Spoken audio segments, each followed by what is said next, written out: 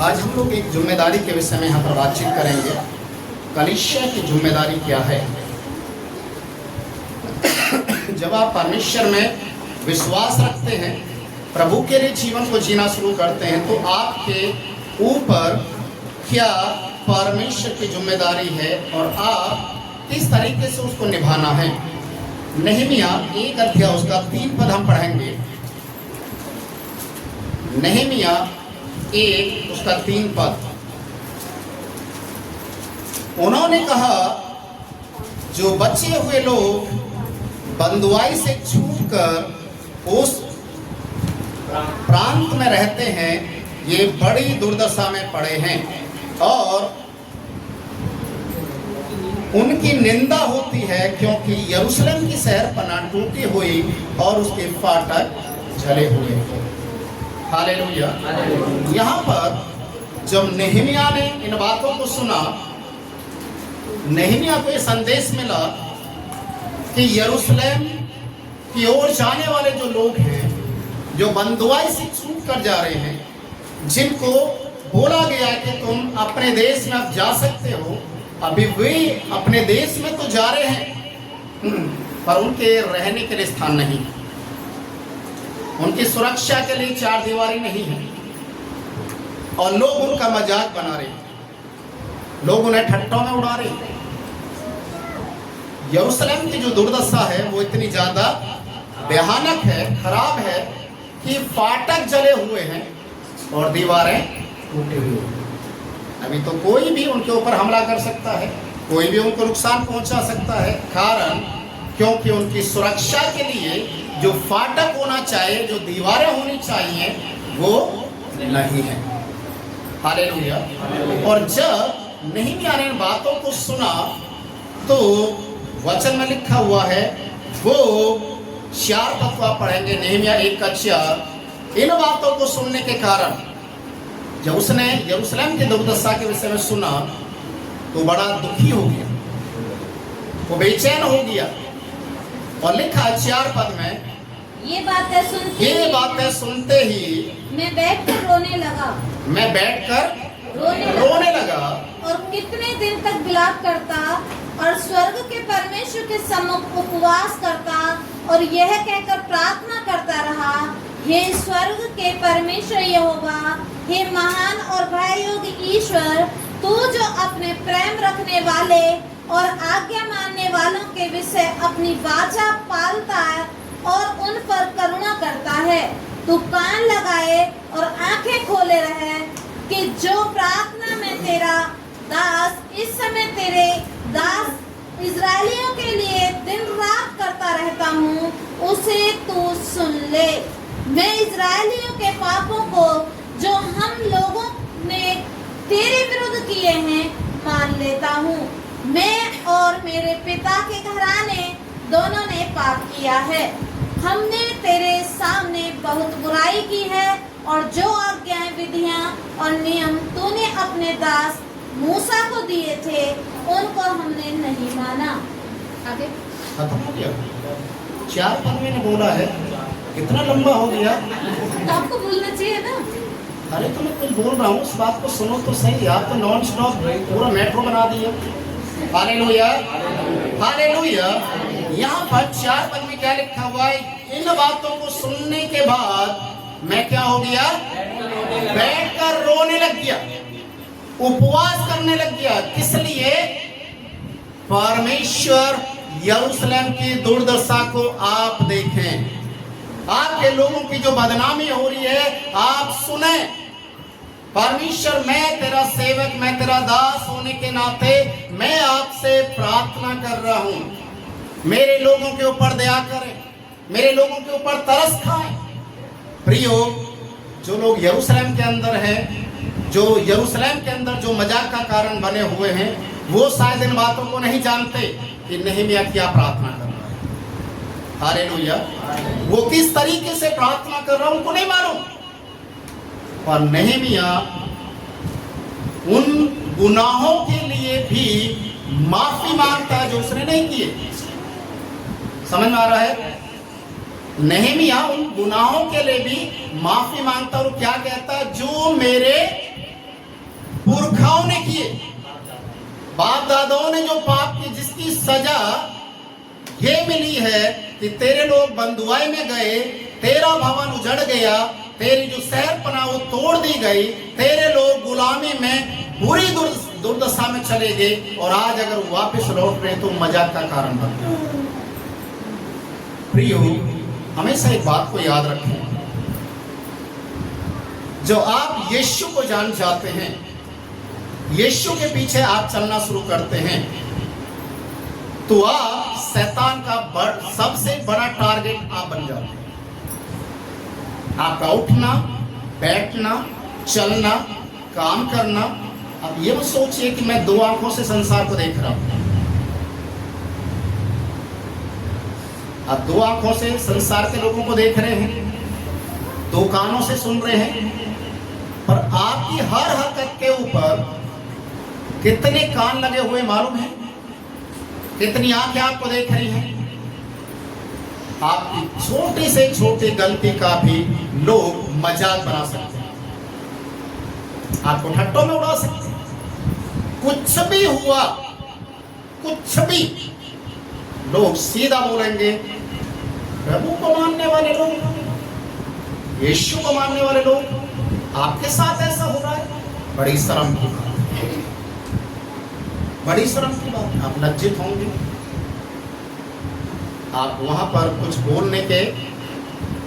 बोलना भी नहीं चाहिए, क्योंकि गलती कहीं ना कहीं आपकी है। परमेश्वर का वचन यहाँ पर हमें इस बात को सिखाता है कि इस समय नेहमिया राजा अक्षर्स के वहां पर प्याऊ का काम करता है। उसको पानी और जो भी राजा को चाहिए वो खिलाने पिलाने का काम करता है। उसका जिंदगी बहुत अच्छा है, उसे किसी चीज का डर या गम नहीं है, उसकी दशा बहुत अच्छी है। और उसको चिंता किसकी हो रही है? किसकी चिंता हो रही है? इजरायली लोगों की। प्रिय भाई और बहनों, कई बार मैं सोचता हूँ इस बात को। लोग कहते हैं पास्टर की जिंदगी तो बहुत अच्छी होती है, ऐश और आराम की जिंदगी होती है। अरे कहीं ना कहीं गलत है। एक पास्टर की जिंदगी ऐश और आराम की नहीं होती। जितने लोग उससे जुड़े हुए हैं, उनके दुख, उनकी तकलीफों को वो प्रभु के सामने रखता है, उनके लिए आंसू बहाता है, उनके लिए रोता है, ताकि उनकी परिस्थिति बदल दी जाए। नेहमिया यही कर रहा है। हमारे पुरखाओं ने, जो लोग वहां पर मजाक और ठट्टे का कारण बन रहे, उन्होंने, उनके जितने भी बुजुर्ग थे जिन्होंने पाप किया, मैं उन सारे पापों को मान लेता। Hallelujah, hallelujah. प्रभु यीशु मसीह का स्वभाव क्या था? कालवरी क्रूस के ऊपर यीशु के अंतिम शब्द क्या थे? हे पिता, इन्हें क्षमा कर, क्योंकि ये नहीं जानते। प्रिय भाई और बहनों, आज कलीसिया के अंदर ऐसा होता है, विश्वासी लोगों के साथ में ऐसा होता है। वो नहीं जानते क्या कर रही है, उसका दंड भी उनके ऊपर आता है, समस्या भी आती है। जब घुमा फिरा कर वो बातें पास्टर के पास आते, तो पास्टर, उसके पास एक ही हथियार है, घुटने को बनाकर उनके लिए प्रार्थना करता है। विश्वासी लोग उसकी परिश्रम को, उसकी उस सेवा को शायद नजरअंदाज कर जाएं, पर यह हकीकत है, नेहमिया जिस तरीके से प्रार्थना किया, हर एक सेवक अपने लोगों के लिए इसी तरीके से वो प्रार्थना करता, ताकि उनकी परिस्थिति बदल दी जाए। Hallelujah, hallelujah. इसलिए यहाँ पर लिखा हुआ है कि उसने केवल उपवास ही नहीं रखा, और लिखा कितने दिनों तक वो आंसू बहाते रहा, रोते रहा, उपवास करते रहा, और एक ही प्रार्थना को किया, प्रभु तू देख ले, कोई ऐसा प्रबंध कर, कोई ऐसा रास्ता खोल, ताकि तेरे लोगों की दशा एक आदर के योग्य हो जाए। हालेलुया। नेहमिया की किताब उसका 2 अध्याय उसके 6 पद को जब आप पढ़ेंगे, तो लिखा है, नेहमिया प्रभु के सामने प्रार्थना कर रहा है। नेहमिया परमेश्वर के सामने गिड़गिड़ा रहा है, अपने लोगों के लिए, अपने उस देश के लिए, उस परमेश्वर के भवन के लिए वो रो रहा है, गिड़गिड़ा रहा है। और परमेश्वर दूसरी तरफ राजा के मन को तैयार कर रहा है। Hallelujah, hallelujah. जबकि ये राजा परमेश्वर को नहीं जानता, पर नेहमिया की प्रार्थना परमेश्वर ने सुनी और राजा के मन को बदलना शुरू कर दिया। इसके 6 पद को आप पढ़ें जरा। तब राजा ने, जिसके पास रानी भी बैठी थी, मुझसे पूछा, तू कितने दिन तक यात्रा में रहेगा और कब लौटेगा? तो राजा मुझे भेजने को प्रसन्न हुआ और मैंने उसके लिए एक समय नियुक्त किया। हालेलुया। देखिए नेहमिया के मन के अंदर क्या है कि मैं अपने लोगों के लिए कुछ करूं, मैं अपने लोगों के लिए कुछ ऐसा करूं कि उनकी जो दुर्दशा है, उनकी जो स्थिति है वो बदल जाए। वो प्रार्थना कर रहा है, राजा के सामने जाता है, राजा उसके चेहरे को देखता है, उससे पूछता है, तू बीमार है क्या? बोला नहीं। खाना नहीं खाया? बोला नहीं। कोई गम सता रहा है? नहीं। फिर तेरा चेहरा लटका हुआ था, तेरा चेहरा लटका हुआ था। और नेहमिया राजा के सामने बोलता है, मैं अपने लोगों के लिए चिंतित हूँ, मैंने अपने लोगों के विषय में सुना है, जो बंधुआई से गए हैं उनके साथ लोग कैसे मजाक बना रहे हैं। तो राजा ने तुरंत बोला, क्या तू उन लोगों के बीच में जाना चाहता है? बोला हाँ। कितने दिन के लिए जाएगा? एक समय मुझे बताइए, क्योंकि एक बड़ी पदवी पर है वो, ऐसे आसानी से जा भी नहीं सकता है। समय पूछता है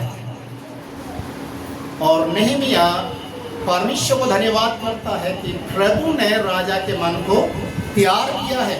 इसका 2 अध्याय जो 6 पद हमने पढ़ा है, राजा उसे भेजने के लिए क्या हो जाता है? तैयार हो जाता है। और इसके 11वें पद में उस विजन को लेकर नेहमिया आगे की ओर कदम को बढ़ाता है। 2 का 11 पढ़ें। जब मैं यरूशलेम पहुंच गया, अब वहां 3 दिन रहा। नेहमिया यरूशलेम की ओर जाता है और वहां पर वो कुछ समय बिताता है और वहां का सर्वे करता है। और उसके बाद जो एक बड़ा कार्य होता है वो ये होता है कि नेहमिया 3 अध्याय जब आप पढ़ेंगे तो यहाँ पर लोग नेहमिया के साथ खड़े हो जाते हैं अपनी जिम्मेदारी को उठाने के लिए। इसके पहले पद से आप पढ़ेंगे तो यहाँ पर 3 अध्याय का पहला पद से, तो यहाँ पर आप इस चीज को देखेंगे कि किस तरीके से नेहमिया उस यरूशलेम की दीवार को बनाने के लिए निर्णय लेता है और उसके साथ लोग जुड़ना शुरू हो जाते हैं। Hallelujah, hallelujah. अपने अपने घर के सामने की दीवार को लोग बनाना शुरू करते हैं।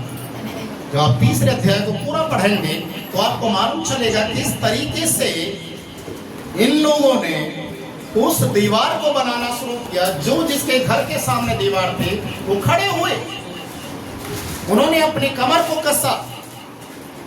दुश्मन भी बहुत थे, उनको मजाक में उड़ाने वाले बहुत थे, काम को रुकवाने वाले बहुत थे, पर लोग अपनी अपनी तलवारों को बांधकर कमर में रात में और दिन में काम करना शुरू किया।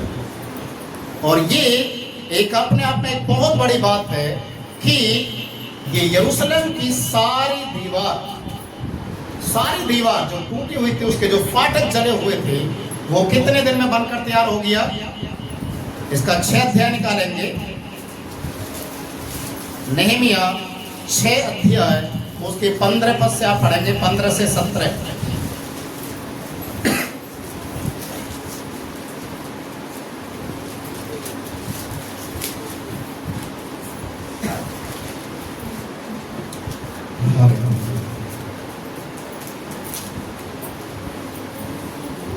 नेहमिया 6 अध्याय 15, 16 और 17 पद। एलूल महीने के 25वें दिन को अर्थात 52 दिन के भीतर शहर पनाह बन गई। जब हमारे सब शत्रुओं ने यह सुना, तब हमारे चारों ओर रहने वाले सब अन्य जाति डर गए और बहुत लज्जित हुए, क्योंकि उन्होंने जान लिया कि यह काम हमारे परमेश्वर की ओर से हुआ। उन दिनों में भी यहूदी रईसों और तोबिया के बीच चिट्ठी बहुत आया जाया करती थी। यहाँ पर लिखा है कि पूरी यरूशलेम की दीवार कितने दिन में बन गया? कितने दिन में? 52 दिन में। और ये 52 दिन में कैसे बनी? क्योंकि सब लोगों ने नेहमिया को मदद करने के लिए अपने अपनी दीवार को बनाना शुरू किया। ये जिम्मेदारी को बोला है, अपनी अपनी जिम्मेदारी को लोगों ने समझा। अभी समझ लीजिए, अगले संडे का प्रोग्राम है, प्रोग्राम बड़ा है, बहुत सारी चीजें हैं। अगर लोग विश्वासी अपनी अपनी जिम्मेदारी को समझने लग जाएं, तो ये प्रोग्राम बहुत बड़ा नहीं, बिल्कुल छोटा हो जाए। कारण 2 तरीके से मदद होती है। यहां पर जब आप पढ़ते हैं, लोगों ने अपने अपने जिम्मेदारी को लिया और अपने घर के सामने की दीवार को बनाना शुरू किया। देखिए, उन्होंने अब फर्श भी लगाए और खर्चा भी किया। जो वहां पर ईंट बदरपुर वगैरह वगैरह जो लगना था, उसको भी खरीदा और साथ में खुद मेहनत करके उस दीवार को बनाने में सहयोग दिया। और मात्र 52 दिन के अंदर वो दीवार पूरी बनकर तैयार होगी। और जब विरोधी लोगों ने सुना, जो लोग मजाक और ठट्टा बना रहे थे, जब उन्होंने सुना यरूशलेम की दीवार बन गई है, वो लज्जित हो गए। उन्हें अब मजाक करने के लिए, उन्हें अपमानित करने के लिए मौका नहीं था। तब उन्होंने इस बात को जाना, इस कार्य के पीछे हाथ किसका है? इस कार्य के पीछे हाथ किसका है? परमेश्वर का। हालेलुया। नेहमिया ने अकेले ने परमेश्वर के सामने एक विजन लिया, एक दर्शन लिया। मुझे अपने लोगों के बीच में जाना है, मुझे उनकी उस दुर्दशा को दूर करना है, उनकी परिस्थिति को मुझे बदलना है। एक निर्णय लिया, प्रभु ने उसके निर्णय को आदर किया। देखिए, हमेशा एक चीज को याद रखिए, कोई भी कार्य आप भली मनसा से करते हैं, अच्छे विचारों के साथ करते हैं, तो परमेश्वर उसको मदद करता है। पर जो कपट और छल के कारण कोई भी काम करते हैं, परमेश्वर उसको कभी भी सफल नहीं होने देगा। हालेलुया। तो यहाँ पर हम देखते हैं कि किस प्रकार से नेहमिया ने एक एफर्ट्स लिया, उसने एक विजन को लिया और कदम को बढ़ाया और परमेश्वर उस कार्य को संपन्न किया। ये अकेला नेहमिया का कार्य नहीं था, ये सारे लोगों ने मिलकर जब कदम को बढ़ाया तो दीवार बन गया। दूसरा, जब परमेश्वर ने मूसा को तंबू बनाने के लिए आज्ञा दिया, तंबू बनाने के लिए, तो निर्गमन की किताब उसका 25 अध्याय को आप पढ़ेंगे तो वहां पर इस तंबू का जिक्र है। परमेश्वर ने पहले से तंबू बनाने के लिए मूसा को बोला, और मूसा 25 अध्याय को जब आप पढ़ेंगे 1 से 9 पद, उसने उस तंबू के बारे में लोगों से बातचीत करना शुरू किया। तो अभी लिखा हुआ है बाइबल में कि सब के सब लोग उस तंबू को बनाने में मूसा की मदद करना शुरू कर दिया। जिनके पास जो था वो सब लेकर आए और उस तंबू के अंदर जितनी भी चीजों की जरूरतें थी, चाहे वो सोना हो, चांदी हो, कपड़े हो, चाहे कुछ भी चीज हो, लिखा है लोगों ने परमेश्वर के भवन के लिए अपने हाथों को बढ़ाना शुरू कर दिया। और वो तंबू जो मिलाप वाला तंबू कहलाता है, परमेश्वर और मनुष्य के मनुष्य और परमेश्वर के बीच में जो एक स्थान ठहराया गया था, मनुष्य परमेश्वर के पास तंबू के जरिए आ सकता है और प्रार्थना कर सकता है। अब परमेश्वर क्या करता है कि लोगों का चुनाव करवाता है। इस तंबू को बनाने में क्या क्या लगेगा, कैसे कैसे नक्काशी होगी, उसके लिए परमेश्वर मूसा को बोलता है जिम्मेदारी देने के लिए। पहले सारे लोग मिलकर उस तंबू की जरूरतों के लिए अपने हाथ को बढ़ाते हैं। दूसरा, उसमें काम करने के लिए, उस काम को कंप्लीट करने के लिए परमेश्वर कुछ लोगों को तैयार करता है। निर्गमन 31 अध्याय उसका 1 से 6 पद आप पढ़ेंगे तो यहाँ पर लिखा हुआ है परमेश्वर कुछ लोगों का चुनाव करता है। परमेश्वर, निर्गमन 31 1 से 6 पद। फिर यहोवा ने मूसा से कहा, फिर यहोवा ने मूसा से कहा, सुन, मैं ऊरी के पुत्र बसलेल को, जो हूर का पोता और यहूदा के गोत्र का है, नाम लेकर बुलाता हूँ, और मैं उसको परमेश्वर की आत्मा से, जो बुद्धि, प्रवीणता, ज्ञान और सब प्रकार के कार्यों की समझ देने वाली आत्मा है, परिपूर्ण करता हूँ, जिससे वह कारीगरों के कार्य बुद्धि से निकाल कर सब भांति की बनावट में, अर्थात सोने, चांदी और पीतल में, और जड़ने के लिए मणि काटने में और लकड़ियों पर नक्काशी के काम करे। और सुन, मैं दान के गोत्र वाले अहीसामाक के पुत्र ओहिलियाब को उसके संग कर देता हूँ, वरन जितने बुद्धिमान हैं उन सबों के हृदय में मैं बुद्धि देता हूँ, जिससे जितनी वस्तुओं की आज्ञा मैंने तुझे दी है उन सबों को वो बनाए। हालेलुया। यहाँ पर परमेश्वर नाम लेकर बोल रहा है, मैं उसको चुनता हूँ, मैं उसको चुनता हूँ, उनको जिम्मेदारी दे, उनको इस कार्य को दे, मैं उनके अंदर में अपनी बुद्धि को प्रकट करूँगा ताकि तंबू के कार्य को पूरी रीति से बनाकर तैयार कर सके। लेकिन यहाँ पर मूसा भी अकेला नहीं है। जैसे नहमिया ने कदम को बढ़ाया, लोगों ने उसका साथ दिया, यहाँ पर मूसा भी तंबू को बनाने के लिए चाह रहा है तो लोग उसके साथ खड़े हो रहे हैं, उसके साथ खड़े होकर उस कार्य के लिए मदद को कर रहे हैं। और परमेश्वर का वचन कहता है कि लोगों को नाम लेकर परमेश्वर कहता है कि उसका पुत्र, उसका पोता मैंने इस कार्य के लिए चुना है। जो अभी पढ़ा है उनको तो इस काम के लिए नियुक्त कर ताकि वो इस कार्य को अंजाम दे सके। हालेलुया। अब जब ये तंबू ही बन गया, अब लोग मूसा के पास न्याय मांगने के लिए आना शुरू किए। उनके बीच में कोई लड़ाई झगड़ा हो रहा है, कुछ भी हो रहा है, वाद विवाद है, सब मूसा के पास आते थे क्योंकि उस समय वही एक सीनियर था। तो मूसा उनका न्याय करने के लिए सुबह से एक जगह बैठता और पूरे दिन निकल जाता था, रात भी हो जाती थी, पर उनका न्याय पूरा नहीं होता था।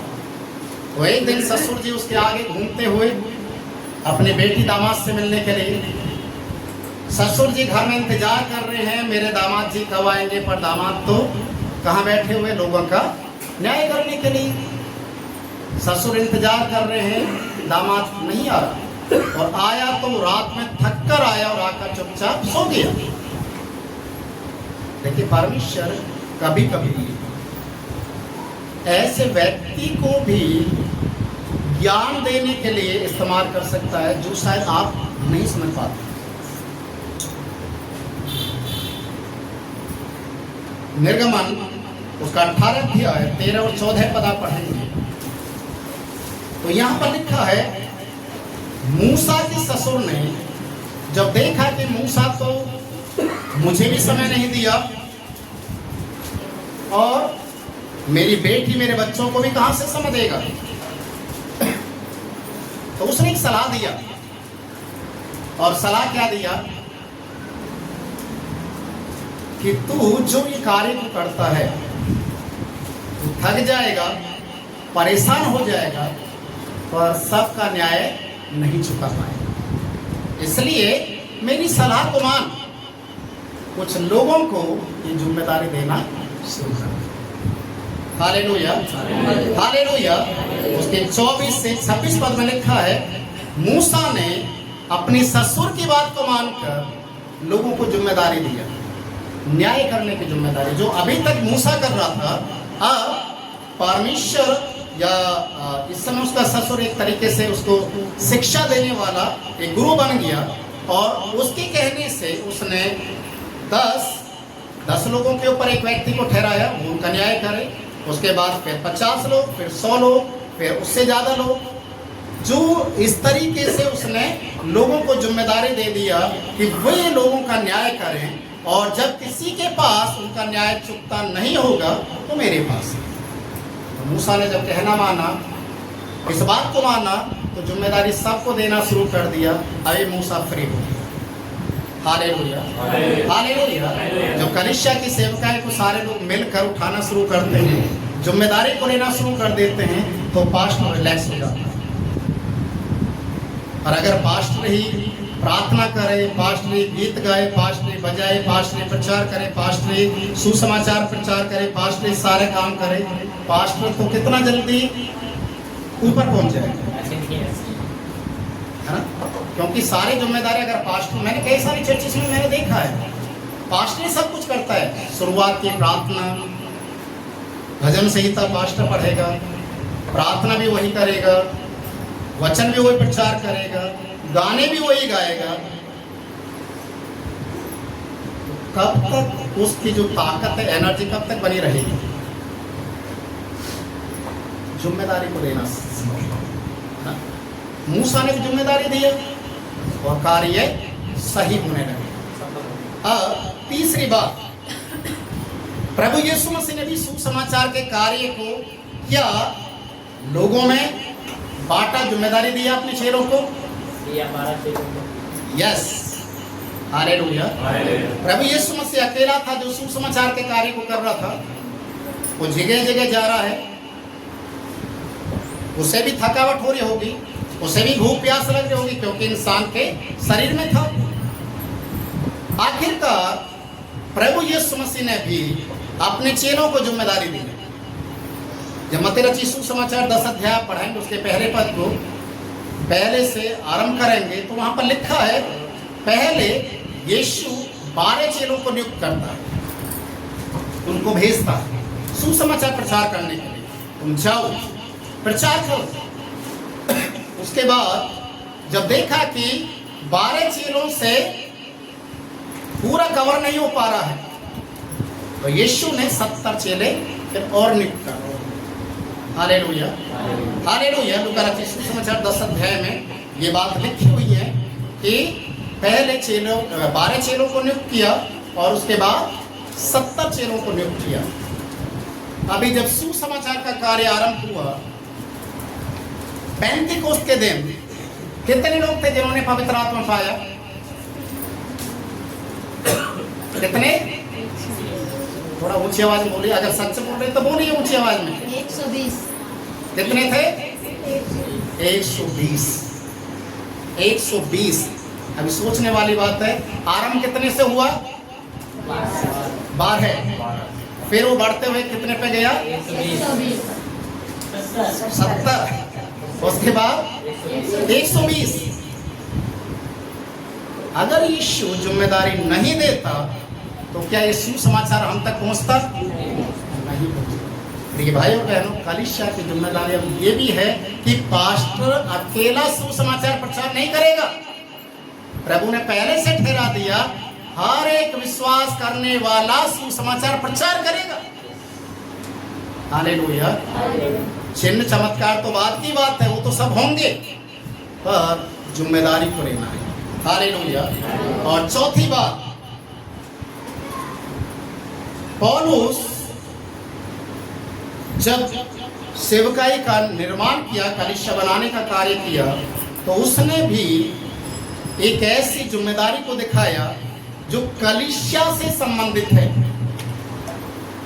कलीसिया एक परिवार को दर्शाता है, कलीसिया एक शरीर को दर्शाता है, और किस तरीके से वो कलीसिया को विभाजित करता है और लोगों को सिखाने और समझाने के लिए उदाहरण परिवार का देता, शरीर का देता है। पहला कुरिन्थियों की किताब, उसका 12वां अध्याय आप निकालेंगे, उसके 12 पद से 26 तक आप पढ़ेंगे जब, तो यहां पर लिखा है शरीर के अंग। शरीर के अंग, आप पहले बाहरी थे, कुक्रमी थे, गुनहगार थे, सजा के अधीनता में थे, पर यीशु के प्रेम के द्वारा, उसके बलिदान के द्वारा आप प्रभु के नजदीक आए। आप पहले परमेश्वर से दूर थे, पर यीशु के द्वारा आप परमेश्वर के नजदीक में आए हैं। अब जब आप परमेश्वर के नजदीक आ गए हैं तो आप एक देह बन चुके हैं। एक देह, एक शरीर बन गया है जो सारे अंग मिलाकर प्रभु की स्तुति कर। Hallelujah, hallelujah. अगर शरीर के अंदर आपसी मुठभेड़ है तो क्या होगा? चलिए, शरीर के अंदर आप अपने शरीर को चेक कर सकते हैं। आपके पास आंख है या नहीं? कान है, नाक भी है, मुंह भी है, हाथ भी है, पैर भी है, सब कुछ है। अगर हाथ बोले मैं तो कान बनूंगा, हाथ अगर पैर कहे मैं तो कान बनूंगा, आप एक बार एक टांग को निकाल कर कान की जगह लगा कर देखिए कितना मस्त लगेगा, है ना?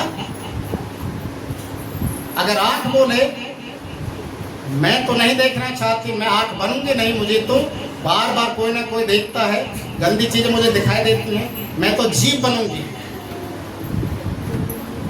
तो आंख की जगह जीभ को लगा दीजिए तो कैसा लगेगा? है? सही लगेगा?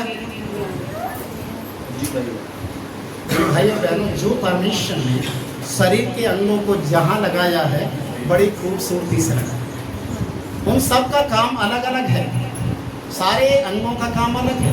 आंख का काम क्या है? देखना। कान का काम क्या है? आप कभी ऐसे व्यक्ति से बातचीत करके देखना जो सुनता नहीं, आप कैसे बोलेंगे उसको?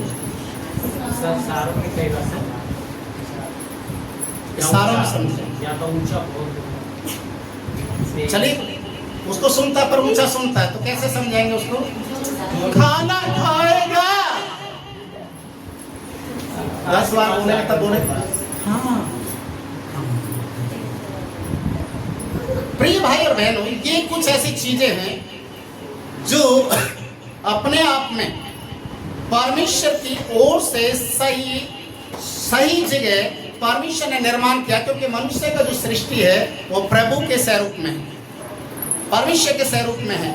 और अगर शरीर का एक भी अंग इधर से उधर हो जाए तो वो विचित्र प्राणी बन जाता है। विचित्र, उसको इंसान नहीं कहते फिर। आज दुनिया के लोग उसको कुछ और ही बोल देते हैं। Hallelujah, hallelujah. इसलिए परमेश्वर का वचन यहाँ पर क्या कहता है कि पहले तुम बाहरी थे, श्रापित थे, परमेश्वर से दूर थे, और यीशु के द्वारा जब तुम परमेश्वर के नजदीक आ चुके, परमेश्वर के घराने के संतान बन गए, तो अब आप सब एक देह बन गए। अगर देह के अंदर उंगली में दर्द है तो पूरे बॉडी में दर्द, पूरे बॉडी में दर्द है ना? होता है नहीं? तो सोचने वाली बात है, जो हम सब के सब शरीर के अंग हैं, तो सब लोगों को मिलकर इस देह से प्रभु की महिमा भी तो करना है। Hallelujah, hallelujah. दूसरी बात, और क्या सिखाता है? इफिसियों की पत्री उसका 2 अध्याय 17 से 22 पद आप पढ़ें। इफिसियों 2 का 17 से 22।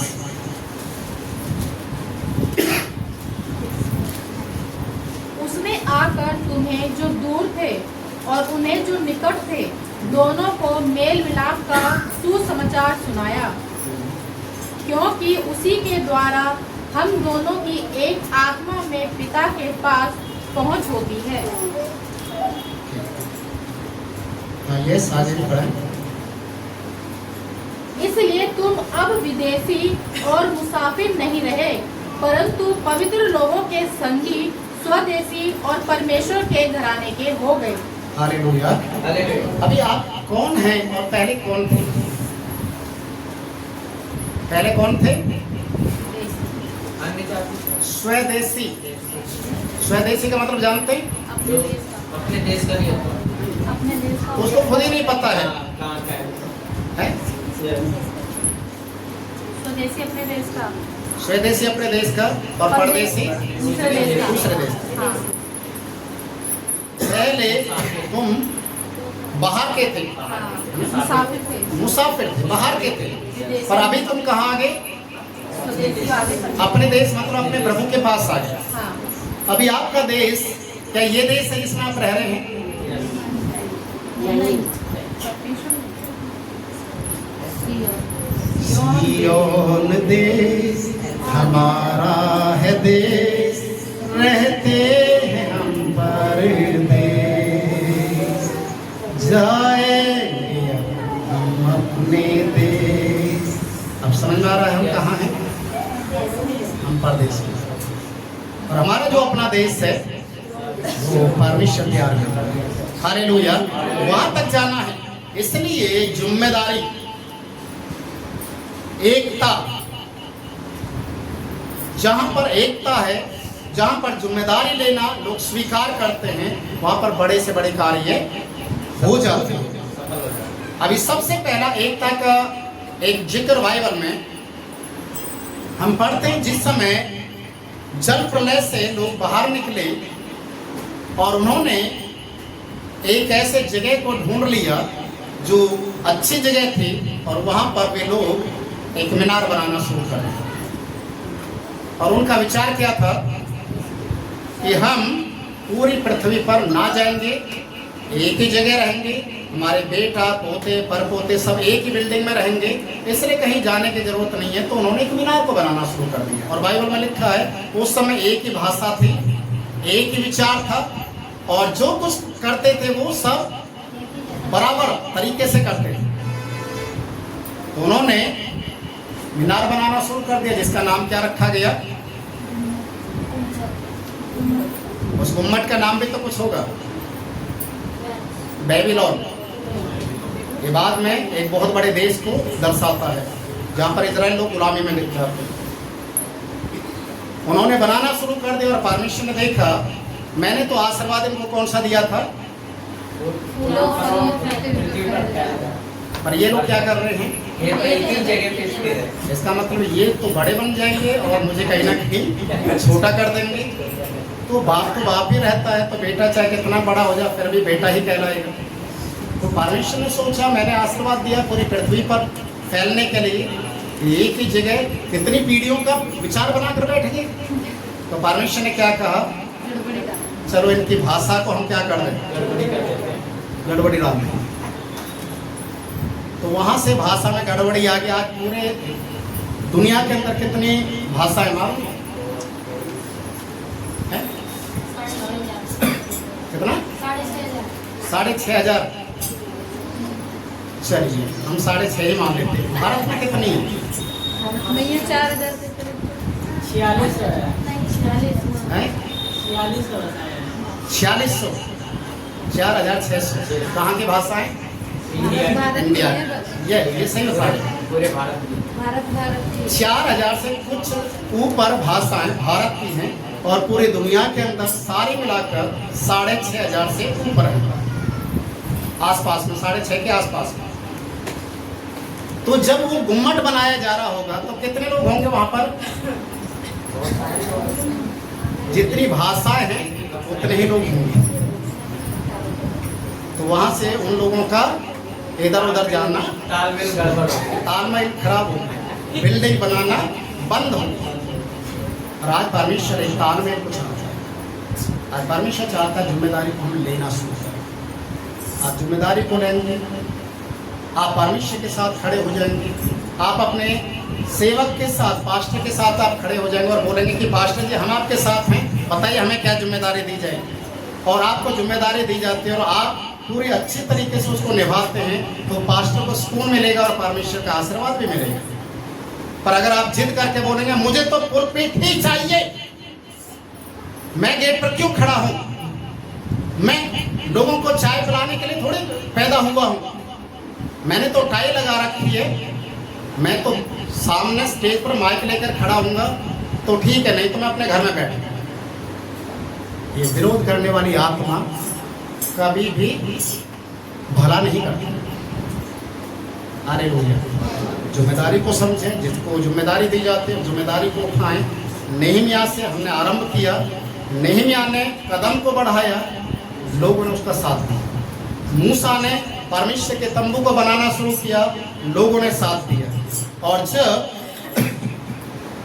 प्रभु यीशु मसीह का खुद का हम उदाहरण देखते हैं कि उसने सुसमाचार आरंभ किया तो चेले लोगों को जिम्मेदारी दिया। और आज पौलुस भी कलीसिया को क्या करता है, जिम्मेदारी देने के लिए बोलता है कि वो एक शरीर है और एक कलीसिया है, वो आपस में हम एक दूसरे के साथ खड़े हो जाए, एक दूसरे की मदद करें।